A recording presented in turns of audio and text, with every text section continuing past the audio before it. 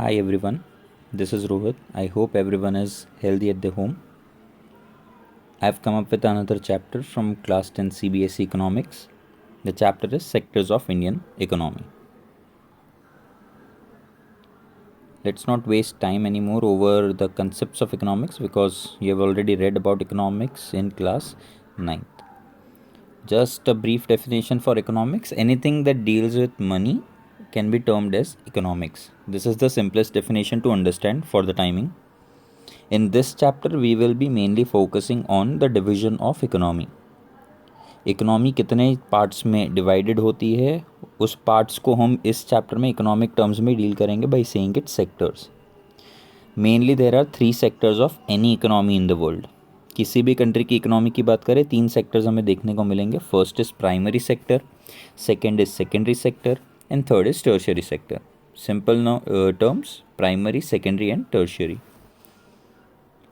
Other name for all these sectors: first is primary sector is also known as agricultural sector, secondary sector is also known as industrial sector or manufacturing sector, and tertiary sector is also known as service sector. नाम से इतना अभी तक clear हो जाना चाहिए that primary sector में agricultural sector मतलब कि एग्रीकल्चर से रिलेटेड चीज़ें इंक्लूडेड होगी. सेकेंडरी सेक्टर में इंडस्ट्री से रिलेटेड चीज़ें होगी और टर्शियरी में सर्विसेज आएगी. सर्विसेज नया कंसेप्ट हो सकता है, you might not understand it, तो वो पहले थोड़ा क्लियर कर लेता हूँ. प्राइमरी और सेकेंडरी सेक्टर की जब बात करते हैं तो we are talking about goods. Some words that are very commonly heard when we talk about economics is goods and services. ये दो कंप्लीट अपोजिट चीज़ है. गुड्स मतलब कोई भी चीज़ जो टेंजिबल है, tangible in a sense that you can see, you can touch, you can you can experience it too. ठीक है, in simple terms, things that you can touch is tangible and are goods. Things that cannot be touched but only experienced are known as services. तीनों का एक brief example, एक ही example से तीनों sectors का समझ लेते हैं. प्राइमरी सेक्टर का एग्जाम्पल अगर मैं लेता हूँ, for an instance let's take an example of rice. Rice agricultural produce है, कोई डाउट है नहीं उसमें, तो वो आएगा प्राइमरी सेक्टर में. उस राइस को मैं यूज़ करके जब कुछ और मैन्युफैक्चर करता हूँ, ठीक है, मतलब for an instance if I grind the granules of rice into powder, तो वो मशीन में होगा और वो एक दूसरे प्रोडक्ट में कन्वर्ट हो जाएगा. ये कन्वर्जन होता है इंडस्ट्रीज़ में, फैक्ट्रीज़ में. तो जब राइस है तो राइस प्राइमरी सेक्टर में आएगा. उसी राइस को जब मैं किसी और प्रोडक्ट में कन्वर्ट करता हूँ तो वो सेकेंडरी सेक्टर में आएगा. अब जो राइस फ्लोर बन गया, वो राइस फ्लोर को हम क्या करेंगे, लोगों तक पहुँचाएंगे. मतलब people will get it from the producer, sell किया जाएगा. सेल करने के लिए क्या ज़रूरत है कि हमने प्रोड्यूस करके जहाँ पे उसको स्टोर किया वहाँ से मार्केट तक पहुँचाना पड़ेगा. पहुँचाने के लिए हमें क्या चाहिए, कौन सी सर्विस चाहिए, ट्रांसपोर्टेशन. स्टोर कहाँ किया, गोडाउन में, तो godown is a service, transportation is a service. ठीक है, तो वो आ जाता है हमारा टर्शियरी मतलब के सर्विस सेक्टर में. Rice again primary sector. Rice flour जो आटा बना दिया, उसका ग्राइंड कर दिया, will be in secondary sector. And जब उसको ट्रांसपोर्ट किया जा रहा है तो transportation comes into service sector. तीनों सेक्टर्स ब्रीफली देख लेते हैं. प्राइमरी सेक्टर के ये एक माइंड मैप भी बनाया है ताकि इजीली याद रह जाए आपको, बेसिक कंसेप्ट्स क्लियर हो. एग्रीकल्चरल सेक्टर में कौन से पॉइंट्स जानना ज़रूरी है. फर्स्ट इज़ इसका डायरेक्ट यूज़ होता है और नेचुरल रिसोर्सेज को हम डायरेक्टली यूज़ करते हैं इसमें. ठीक है, जैसे कि लैंड एरिया पे हमने फार्म प्रोड्यूस बनाए, एग्जांपल दिया हुआ है. सेकंड पॉइंट में कॉटन कल्टीवेशन. दूसरा एग्जांपल हो गया डेयरी एक्टिविटी. माइनिंग भी एग्रीकल्चरल सेक्टर का ही पार्ट है बिकॉज हम मिनरल्स को लैंड से एक्सट्रैक्ट करते हैं, नेचुरल रिसोर्स है. Don't forget, mining is a part of agricultural sector. Most of the natural products we get are from dairy, agriculture, fishing and forestry. So I can say dairy, agriculture, fishing and forestry are main components of agricultural sector. क्यों? Because वो directly natural resource को use करके किया जाता है. तो secondary में क्या आएगा, जब यही प्राइमरी सेक्टर के प्रोडक्ट्स, नेचुरल रिसोर्सेज हम दूसरे प्रोडक्ट्स में चेंज करते हैं. जैसे यहाँ कॉटन का एग्जांपल पड़ा. कॉटन को अगर मैं फैब्रिक्स में कन्वर्ट कर देता हूँ तो वो क्या हो जाएगा, हमारा सेकेंडरी सेक्टर में आएगा. ठीक है। So secondary sector is a step after primary sector. Obviously हमारे पास नेचुरल रिसोर्स होंगे तो उसको कन्वर्ट करेंगे, एंड इट इज़ एसोसिएटेड, मतलब ये रिलेटेड है इंडस्ट्रीज़ के साथ। सर्विस में क्या आएगा? पहली बात तो it is very important for development of primary and secondary sector.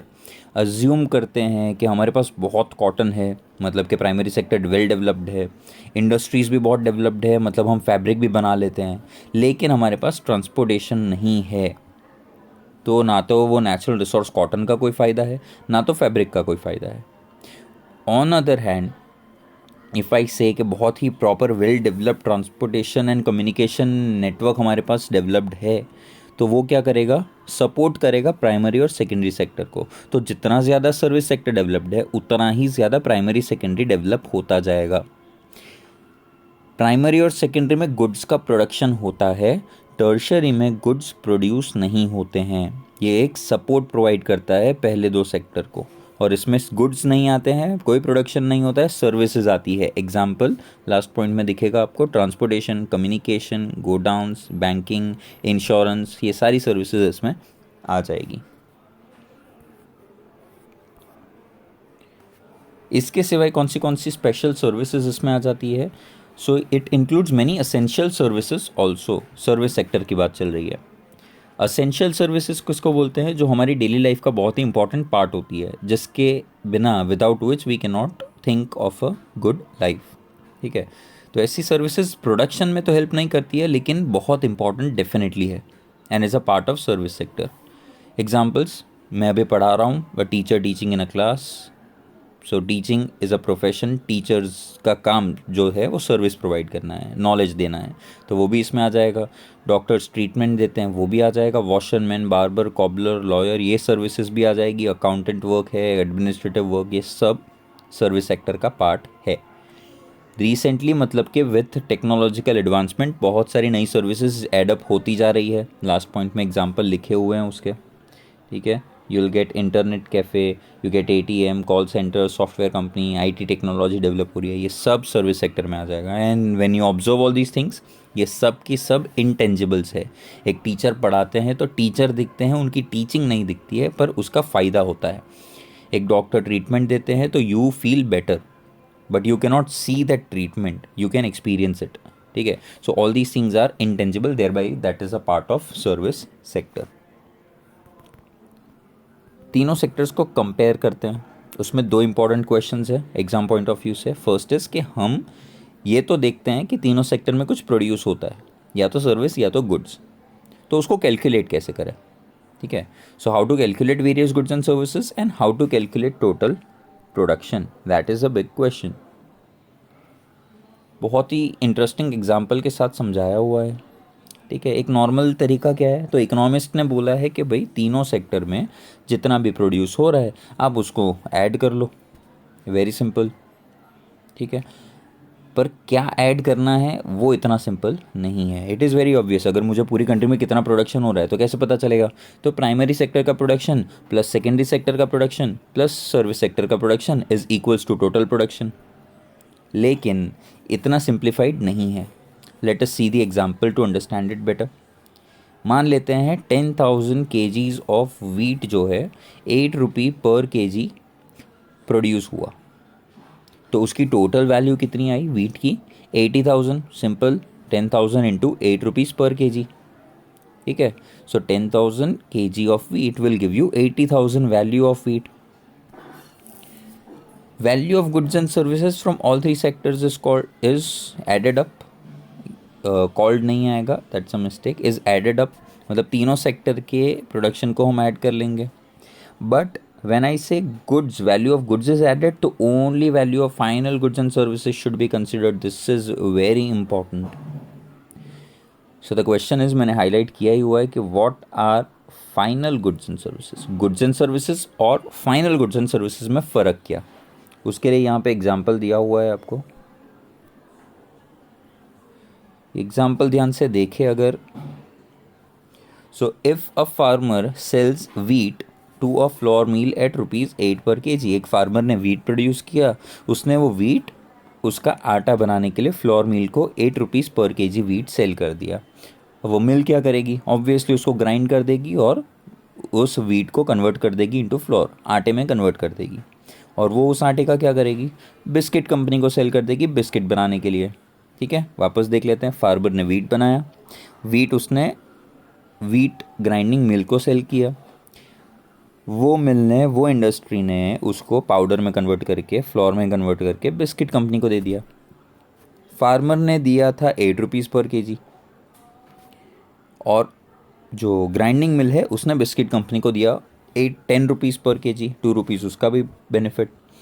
अब बिस्किट कंपनी क्या करेगी, उसमें कुछ और ऐड करेगी, शुगर ऐड किया, ऑयल ऐड किया, दूसरी चीज़ें ऐड करके क्या बनाया, बिस्किट्स के पैकेट बनाए। अब ये जितना भी ट्रांसफ़र हुआ उसमें उसने कितने बिस्किट के पैकेट बनाए, 4 पैकेट बनाए, और एक पैकेट कितने में सेल किया, 15 रुपीज़ में सेल किया। ठीक है, तो उसका टोटल वैल्यू कितना आएगा, यहाँ पे 15 आएगा, 15 into 4 will give you 60 rupees. ठीक है, तो हमने स्टार्ट किया वीट से, और वीट फाइनली कन्वर्ट हो गई बिस्किट में, और वीट सेल हुआ था 8 रुपीज़ में, पर उससे बनने वाली बिस्किट सेल हो रही है 60 रुपीज़ में। सो द क्वेश्चन इज़ कि ये तो देख लिया, टोटल प्रोडक्शन कैलकुलेट करने के लिए सब ऐड कर दो, तो क्या मैं 8 rupees plus 10 rupees plus 60 rupees करके 78 रुपीज़ ऐड करूँ? नहीं। इसी एग्जाम्पल में थोड़ा सेग्रीगेट करने की ट्राई करेंगे, दैट व्हाट आर और which are the intermediate goods and which are the final goods. Final goods की सिंपल डेफिनेशन है, जब एक प्रोडक्ट अपने फाइनल स्टेज पे पहुंच जाता है, that is it is ready to reach the consumer, then it is known as final goods. So इस एग्जाम्पल में वो फाइनल गुड्स क्या हो गया, इट इज़ बिस्किट्स। सो हम इस एग्जाम्पल में अगर टोटल प्रोडक्शन या टोटल वैल्यू जानना चाहते हैं, तो वैल्यू कौन सी गुड की हम लेंगे? 3 ऑप्शन है हमारे पास, या तो हम वीट की वैल्यू गिने, या तो हम फ्लोर की वैल्यू गिने, या तो हम बिस्किट्स की वैल्यू गिने। The answer is value of only final goods has to be calculated, मतलब we will calculate only the value of biscuits produced. But the question is why, सिर्फ फाइनल गुड्स की क्यों? सिंपल सा answer है, अगर हम सिर्फ फाइनल गुड्स की वैल्यू ऐड नहीं करेंगे तो हम डबल काउंटिंग करेंगे। मतलब कि मैं 60 रुपीज़ में ऑलरेडी 8 रुपीज़ और 10 रुपीज़ तो ऐड कर ही चुका हूँ, उसी में तो वो सारी चीज़ें उसमें ऑलरेडी एडेड अप है, and thereby while calculating total production I only calculate the value of final goods. See, wheat which is intermediate good, जिससे बिस्किट बनाई जाती है, and biscuit is a final good. ठीक है, so value of the final good already includes the value of intermediate goods. So rupees 60 for final good, that is biscuit, already includes the value of flour rupees 10 and also 8 rupees wheat. तो why to calculate it again? वो उसमें added हो ही गया है already. So counting the value of intermediate goods is not correct. तो हम सिर्फ final goods की value ही add करेंगे, very important. Next is a very common term but ज़्यादा शायद पता नहीं होगा, जीडीपी। पहले तो फुल फॉर्म उसका ग्रॉस डोमेस्टिक प्रोडक्ट। डेफिनेशन क्या है, 3 सेक्टर के टोटल प्रोडक्शन का addition is GDP in any given year. एक साल का जीडीपी कैलकुलेट करते हैं, याद रखना। दूसरी उसकी डेफिनेशन दी हुई है, वो भी लिखी है, टेक्स्ट बुक में है। GDP is the value of all final goods and services produced within a country during a particular year. This is a good definition to refer for GDP. 3 parts में divided है। First, value of कौन से goods, अभी देखा final goods and services, कहाँ पे produce होता है, कंट्री के अंदर, और कितनी देर में, इन अ ईयर, इसको हम बोलेंगे GDP। और इंडिया में GDP कौन कैलकुलेट करता है? It is calculated by central government ministry with Indian states and UT government help. दूसरी गवर्नमेंट्स भी हेल्प करती है, लेकिन मेनली ये काम है सेंट्रल गवर्नमेंट मिनिस्ट्री का। ओवर टाइम सेक्टर्स के प्रोडक्शन में, उसकी इंपॉर्टेंस में क्या चेंजेस आ रहे हैं, चेंजेस आ भी रहे हैं कि नहीं? ऑब्वियसली चेंजेस आ रहे हैं, और चेंजेस शिफ्ट कैसे हो रहा है वो इसमें पढ़ना है। यूजुअली क्या होता है, डेवलपमेंट जैसे जैसे बढ़ता रहता है, वैसे वैसे सेक्टर्स के इंपॉर्टेंस में शिफ्ट आने लगता है। इनिशियल स्टेज जब डेवलपमेंट का होता है, मतलब जब डेवलपमेंट स्टार्ट हुआ है, तब सबसे इम्पॉर्टेंट सेक्टर कौन सा होता है? It is primary sector. धीरे धीरे फिर क्या होगा, प्राइमरी सेक्टर का प्रोडक्शन बढ़ेगा, तो हमने देखा वो प्रोडक्शन कहाँ जाएगा? सेकेंडरी सेक्टर में। तो धीरे धीरे फैक्ट्रीज बढ़ने लगी, फैक्ट्रीज एक्सपांड करने लगी, नई टेक्नोलॉजी आने लगी, तो सेकेंडरी सेक्टर और ग्रेजुअली इंपॉर्टेंट बनने लगा। अब उसका प्रोडक्शन भी बढ़ा, उसका प्रोडक्शन बढ़ेगा तो हमें क्या रिक्वायरमेंट है? सर्विसेज की, ट्रांसपोर्टेशन, इंश्योरेंस, बैंकिंग, फाइनेंस, ये सब की। तो क्या होगा, सेकेंडरी और प्राइमरी सेक्टर के डेवलपमेंट के साथ साथ क्या डेवलप हो रहा है? Tertiary sector.